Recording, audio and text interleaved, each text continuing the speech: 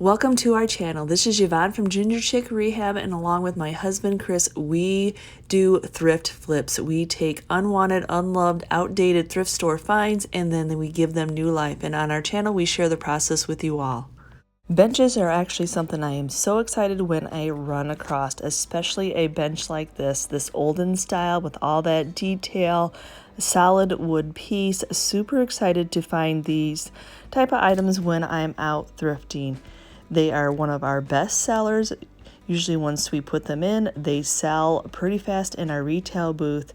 So if they are priced reasonable, because a lot of times they need a lot of work, or I'm putting padding on them like this one, all that material will be taken off and new padding. And this is a beast of a bench. This is 52 inches long. So I actually had to order some more upholstery foam to reupholster this, but for the $10 price tag, I thought it was well worth it.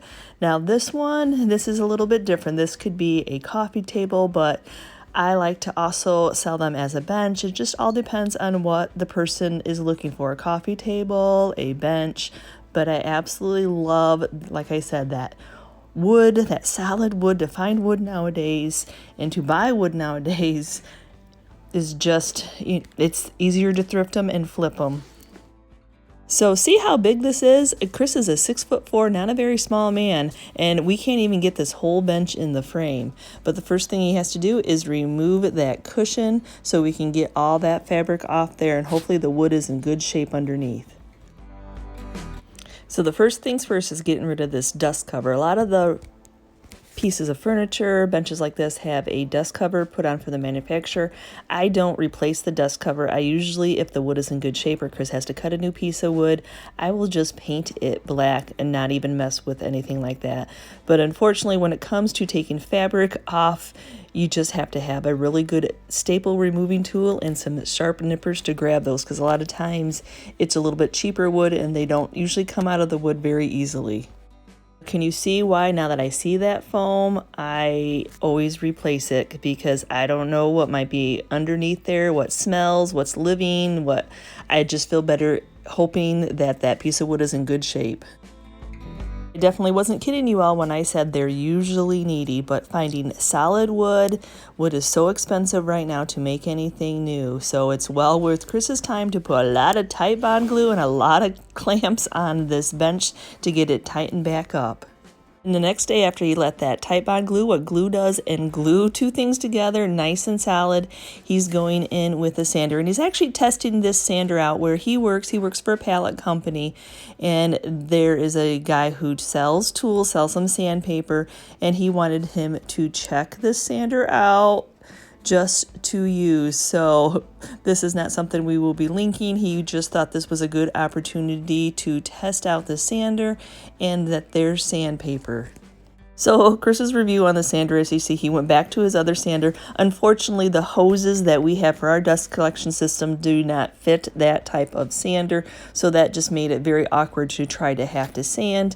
But he did absolutely love the sandpaper, and we did purchase some of the sandpaper from the company itself, but I'm not sure if it's something that I can even link. I think they only sell to businesses. Sometimes there's just those areas that you just cannot get a power sander in, like the legs on this and these little sides. If you went in with a power sander, you might take the shape away, so he has to go in and sand this by hand. Now he is ready to get these items cleaned using some Super Clean. Absolutely love this. This is a wipe on, wipe off. I know some people say you need to rinse it, but we have had no problems with any kind of paint sticking to this. And after 2 days of gluing and then removing upholstering and then sanding, I wonder if you all wonder how long it takes us to do a item. This is not just a quick weekend or a couple days. This is something Chris does after his working day, working on items like this little by little every night when he gets home from work. So for the ease of painting all these benches, because of the way that you could get drips, and you know, it's not so much fun painting legs. So he is going to our Graco sprayer. He's got them all cleaned. They're all nice and dry. You definitely want to make sure that they are dried. And so he's just using that black onyx ready to use off the shelf from Walmart to spray paint these. So yeah, see how long that is? It was hard to even get it on the turntable, taking up our whole spray room. If you noticed on this piece as he's spraying it that I did tape off that entire top. We took some contact paper, when he sanded it, that wood was just beautiful. So sometimes when you see beautiful wood like that, you're just like, oh, don't cover that up with paint. So yep, we taped that off, contact paper, so when he's spraying, that it doesn't get any overspray on it. But look how easy this makes getting these benches painted with all these little slats and legs. It just is so helpful to have a sprayer. Here they all are with their underneaths all painted up. The nice thing about the black is you can tell if you missed a spot, that wood really shows through, so it makes it easy to get a nice one coat coverage. And then just let them dry, and then after they're dry you can flip them over and proceed to the top of them, getting all those little pieces and parts that you missed before or that were just hidden. Every once in a while when you're using the sprayer, it gets a little clog in it where you have to purge it. It has air that pushes through it, just how the system works. So sometimes he has to stop and purge. That's what he was doing. But absolutely love the sprayer. Now I'm going to be honest with you. When we're doing the sprayer, you're getting a whole bunch of videos because the sprayer itself has to go into a gallon of paint. And so if you're going to have the mess of cleaning this big of a sprayer up, we do multiple items when we're spraying. In all honesty, I want you to know that we just didn't get this sprayer out just for these 3 items.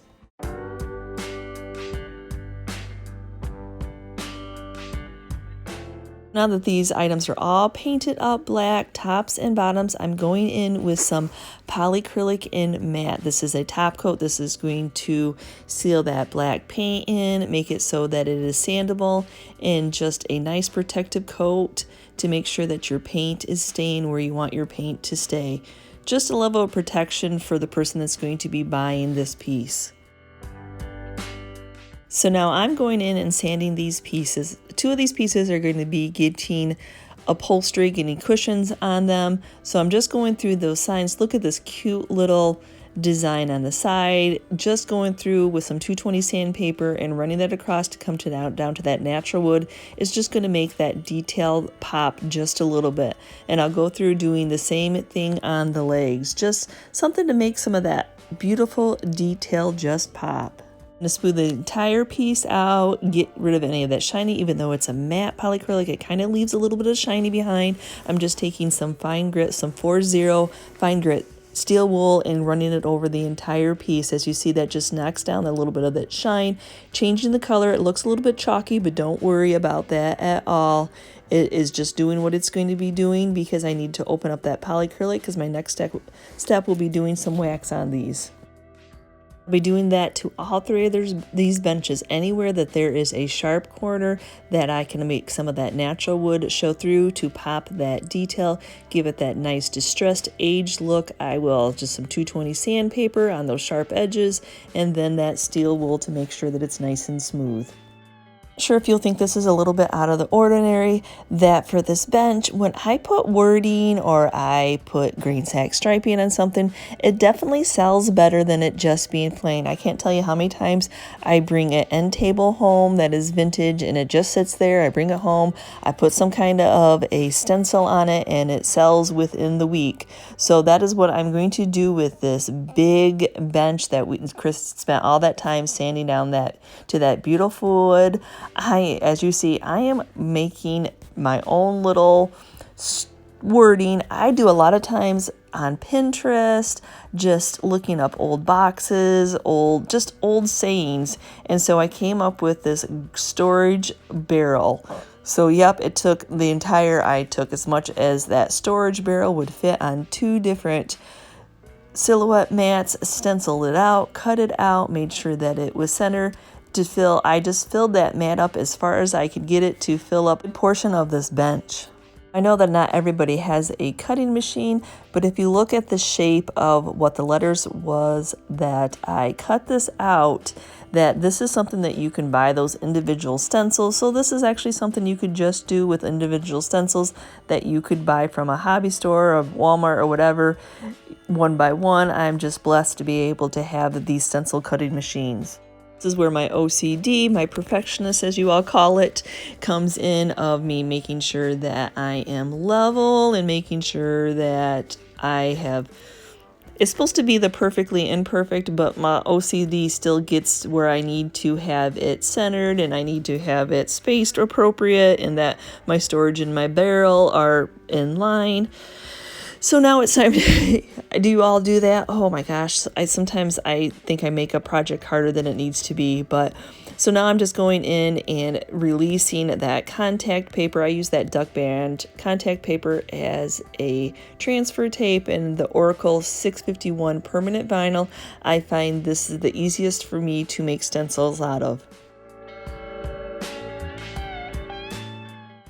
So I knew when going into this project that I was not just going to put the word storage barrel. When I looked at old shipping crates, they just had random letters, which probably means something to them, but to me, not so much. So I just came up with some random combinations of letters and numbers, and if you notice the little initials, you all with the GCR, that was kind of fun to put onto one of my flipped items. So I'm just going in and changing the fonts a little bit to make them a little bit different, just like what a storage shipping container would sort of look like.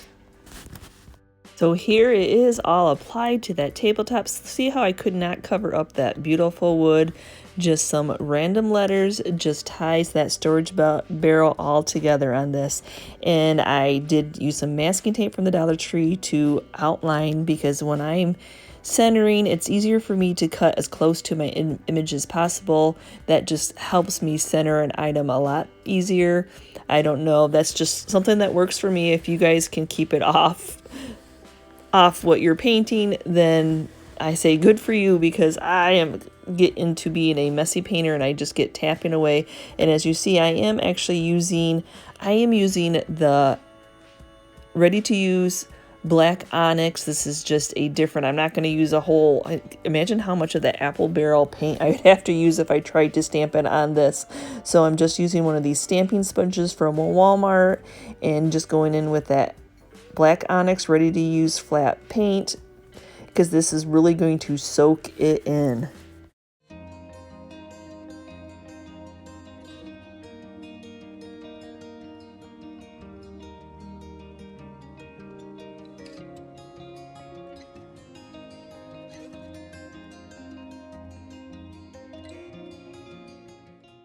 Whew, that took a lot longer than I thought it was going to, but well worth my time. Now I felt that it soaked the paint in rather well. I didn't feel like I needed to go back and do a second coat by any means. So I'm just now removing that stencil, removing that tape. Oh my goodness, I'm in love. The stencil is going to feel a little raised, so I'm going in with some 220 sandpaper. It really is good and adhered into that raw wood. And so I'm not really going in to distress it too awful much, just enough to knock down that raised edge. And if it distresses it, that's perfectly fine. To remove that sanding dust, I'm just using the assistance of our air compressor and just blowing that. That was a lot of dust. So I can't say that I want to change the wood color of this too awful much, but I do want to bring out this table. This bench definitely had some details on the edges. So I'm thinking that the watered down Waverly wax mixture is going to pop out what I'm looking for. Nice thing about using the watered down version is I can really control. I can go in, if it's not dark enough, put another coat. If I would have used a stain, I'm sure that it would have just popped it way darker than I wanted it to be. So I rather go in a little bit gingerly and work to get the color that I want little by little. I'm in love with the color that it made the rest of the wood, but on the detail pieces, I'm going to go back in with that same wet rag and some of that straight Waverly wax right out of the bottle, just to make these details that somebody took so much time to sand in, to cut in, just pop a little bit more to give them a little bit more of an aged look. Now on the bottom of that bench and on this bench and the other bench, I am going to be doing the straight antiquing wax by Waverly, just wiping on and wiping off. I just love the richness that this antiquing wax gives to black paint. So to finish the top of this piece off, I'm going in with some polyacrylic. Yep, I'm just going to be using a foam brush to apply it, doing a few coats, making sure that it's nice and protected and sealed in, and sanding in between the second and the third to the last coat. Luckily, the bottom of that bench that I need to reupholster, the wood is in good shape. So I'm going in with some of that black onyx ready to use black paint and giving it a couple coats, just covering up that bottom to make it look fresh and new. I'm not sure what you all thought about this little bench, but those sides just screamed, I need a cushion for. So I'm cutting a piece of cushion. I'm absolutely in love with the cushion that I get off of Amazon. I will link it below, and I will tell you I have bought cheaper ones, and the last one I should have showed you before I returned it. Cushion should be rolled, and the last one I ordered was folded, so the cushion was no good. So definitely this foam touch from Amazon is the way to go. And for the smaller one, I will link how I hand sewed and used a machine to make that cushion, because how much can you that is a very time consuming to have to make a whole cushion, pillow, slip cover for a piece of foam. But this beast of a cushion, I will go through and show you how I use an electric knife and cut this piece of foam for this big bench. Can't say that this foam is easy to control because of how big that it is. So I slid it off the table, made sure that my blade is straight up and down, because depending on how you curve your blade is how you're going to be cutting your piece of foam. So electric knife just will cut it just like a warm knife through cold butter. I tell you, it is the easiest way to cut this upholstery foam. And just make sure that when you're cutting, that you are straight up and down, that you're not tilted side to side, because you will be cutting your foam wrong.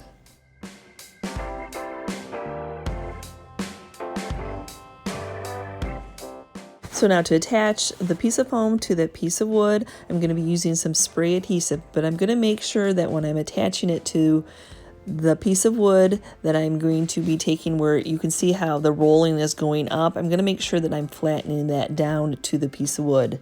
Now you have just a couple of minutes, or not even a minute probably, to play until this starts to adhere. So you want to feel around those sides and make sure that you are, before pushing that foam into that glue, make sure that you are not off on one of the sides.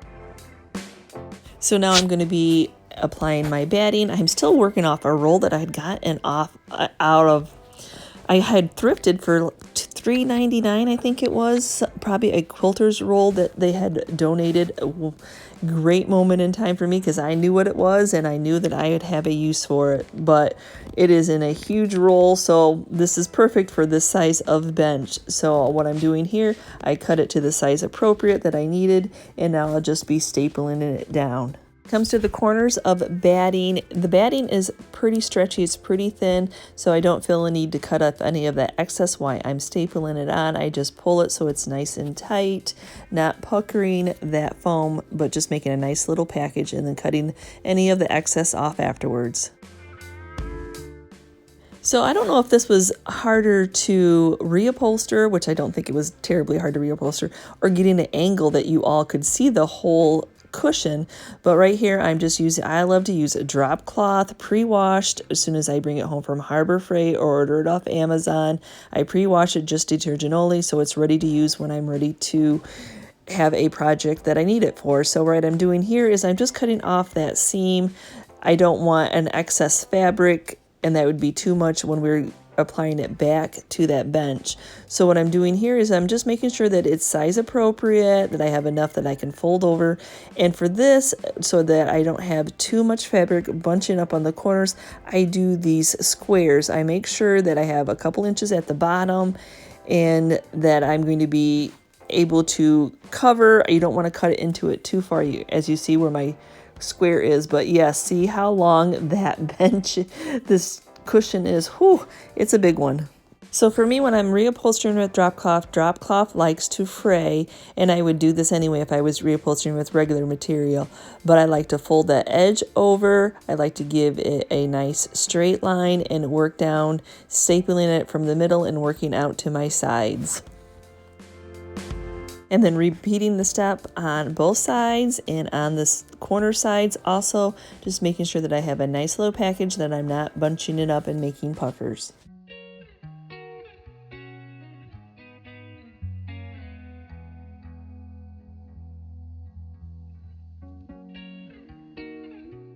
Now I know that was a quick version, but I have lots of videos where we do a lot of benches and reupholstering. So I'll link a few in the cards above and during the videos. And so now Chris is just reattaching using some longer screws to make sure that this will be good and sturdy. I think he has 2-inch drywall screws is what he's using to attach it. That way they'll really bite into the wood. So this is the part that I always get super excited about, how I get to finish off all this blank canvas. This is going to be another new technique for me. I'm going to start right off with finding center of this beast of a bench.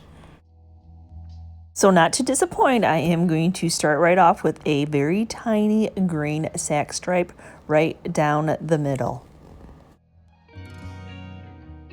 And then I want to do 2 little stripes on the side. So to keep my spacing even, I chose to go to my bigger pieces of the tape that I get at the Dollar General because it actually matched up perfectly with the legs of this bench.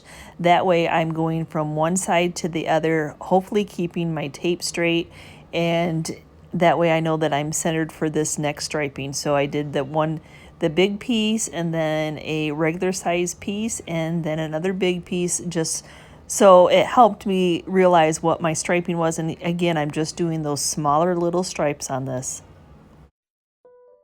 For my paint color, I always use the Apple Barrel multi-use when I'm painting my drop cloth.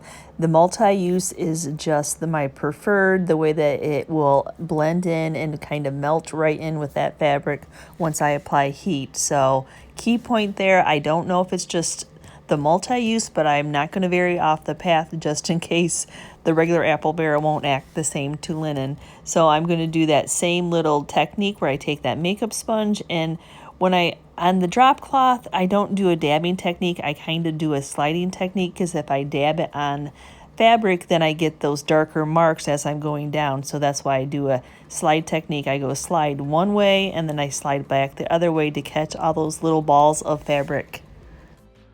I like to use the assistance of the blow dryer to make sure that this is good and dry before removing my tape, because boy, I wouldn't want to have a wet piece of tape and touch that fabric where I didn't want any color to be. Okay, so this is going to be a new technique for me, ordering all these IOD stamps and these redesigned stamps.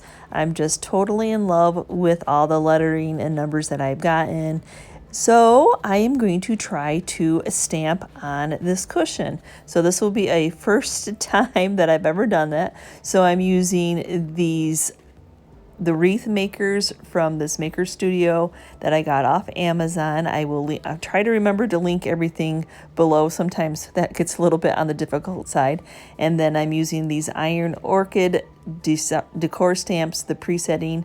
Absolutely love these letterings, love the size of this. So if you do not have a silhouette or a Cricut like I do, where I usually make a stencil, this is a great way to do this kind of type of work.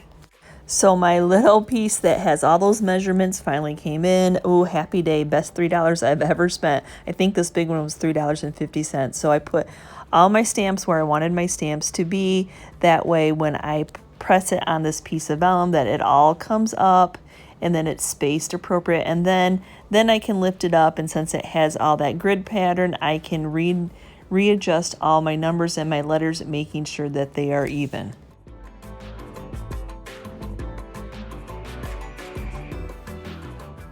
I'm going to flip it over one more time now that I moved all that, making sure that I still have my center point.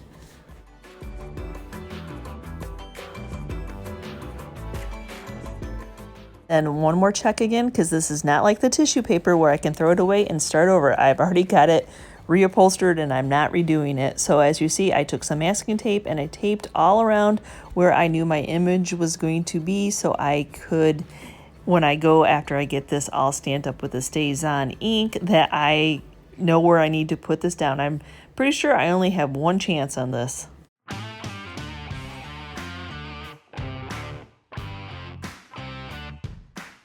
I'm sorry, usually I would flip this over for you all to see the image better, but this is my first time doing this, and this is a piece that I cannot redo twice. So sorry, it's all about me just to press these stamps down.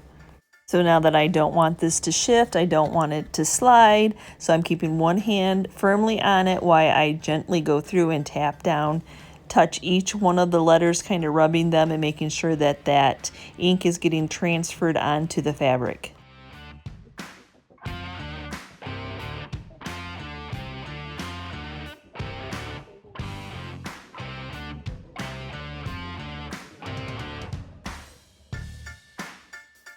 How many of you hold your breath like I do as I'm taking that off, going, please be an image, please be an image? And I have to say, I knew that it wasn't going to be as dark as my stripe, and that is completely, I wanted it to look like that old flour sack. So I did get the stripe a little bit darker than it probably need to. It's too much of a main focus, but I have not heat set that in yet. So I'm just taking some of that sandpaper and I'm going along and just taking a little bit of that paint off. That paint is crusty until I heat set it, so it's perfectly fine to go in and just take it down a notch.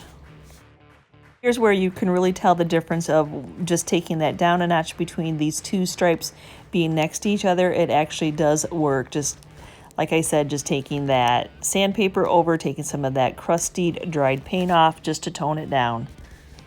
So for my next bench cushion, I am actually going to do the striping afterwards. That way I'm not going to get it too dark this time. So this one's going to have a lot of stampage going on. I'm using a lot of little different letters. Like I said, I'll try to remember to link them all below. I like that old sackage that they used to have. It never all had the same fonts on it, so it is so much fun doing this stamping technique. So now that I have one under my, how do they say that? One under my gun? I don't know. I'm not sure how they say that. But now that I've done one, I can flip the image around so you guys can see it a little bit better. I'm a little bit more comfortable. Well, this one's going to be a little bit more of a challenge because I need to reuse my E and I need to reuse one of the wreath forms. So let's see how this works out. It's the same thing. I get it all placed where I want it to be. It's nice that the stamps are sticky, that they will stick, even though I did end up that chicken. Even after I've done a lot of different things to it, if there's a product I can buy to make my stamps re-sticky, my animals do not stick very well anymore. I did end up during this process using a little bit of Dawn dish soap, literally Dawn dish soap on the back of this chicken to get it to stay on that form. So I've got this all measured off where I need that stamp set to be. And now I will be holding my breath as I apply it because I don't want that chicken to fall. So glad that my chicken didn't fall. That was a way too stressful of a moment. So now I'm just doing that same thing where I'm holding this, nothing shifts, and then just rubbing over each one of the letters to make sure that that ink is getting transferred. Now I've got to go back in and I've got to move my E over. I'm just moving that E at first, and I just moved the wreath form at first, and then I'll take everything off. I'm going to try to, the 5 was very faint, so I'm going to try to restamp over that. I'm not really sure how well this is going to work of restamping it, but it'll, if anything, it'll be that perfectly imperfect. So now I'm going back to that 2-inch tape from the Dollar General store. Love this stuff. This will just great spacing. That way I'm working from the outside of the cushion in. That way I can keep my spacing on both sides without having to do a ton of measuring. And I'm still just going to do those very tiny little stripes only because I want that design to be the main focus. But the sides need a little bit of something. So for this one, I'm going to make sure that I don't go over as many times as I did my first one to keep that on a little bit of the lighter side. Just two more things that I do to complete the process of doing these cushions. I just take a no steam iron, a piece of parchment paper, 30 seconds on high heat, and to set this image in. And for the apple barrel paint, what was hard and crusty will be nice and soft. And this is the first time I've used the Stays On ink on this, so I'm saying a little bit of prayer that this is a good move to stamp it onto a piece of seat like this. So let's hope for the best. And then I always seal mine in using the Scotchgard. A generous coat, take it outside, spray it nicely. I like to make sure that the products that I'm selling to whoever is buying it is nice and sealing, especially since drop cloth linen is a very light material. And then when I resell this, I always have a tag letting the buyer know that I have Scotchgarded it for them.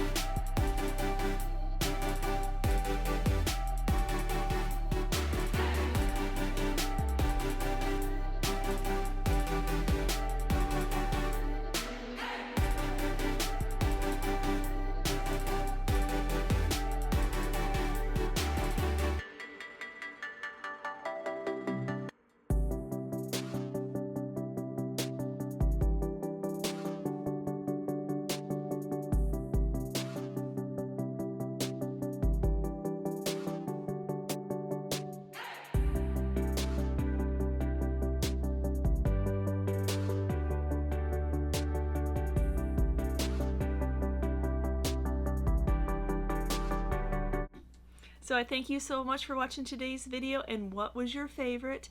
And did we inspire you in any way to look at thrift store finds in a new way? I thank you so much for watching today's video, and if you were part of our YouTube family, thank you so much. And if you're new to our channel and checking out the content for the first time, please consider hitting that subscription button along with the notification bell. Thanks again for watching.